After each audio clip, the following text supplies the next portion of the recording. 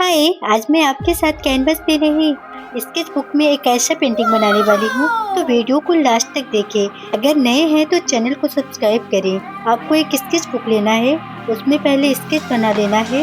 अगर आपको इस पेंटिंग का स्केच चाहिए तो फोटो पोस्ट में अपलोड की हूँ, आप वहाँ से ले सकते हो। एंड मैं महादेव एंड पार्वती जी की पेंटिंग बना रही हूँ। महाशिवरात्रि के लिए मैं इसमें एक्रेलिक कलर यूज कर रही हूँ। अगर आपके पास नॉर्मल कलर है तो भी आप कर सकते हो, बिकॉज सबके पास शुरुआत में नॉर्मल कलर ही रहता है। मैं तो यही कहूँगी, अगर आप बेगनर हो तो नॉर्मल कलर से ही ट्राई करो। एंड मैं राधा रानी की पेंटिंग बनाई हूँ, मैं अपलोड की हूँ, आप देख सकते हो। राधा रानी की पेंटिंग बहुत ही ब्यूटीफुल बना है।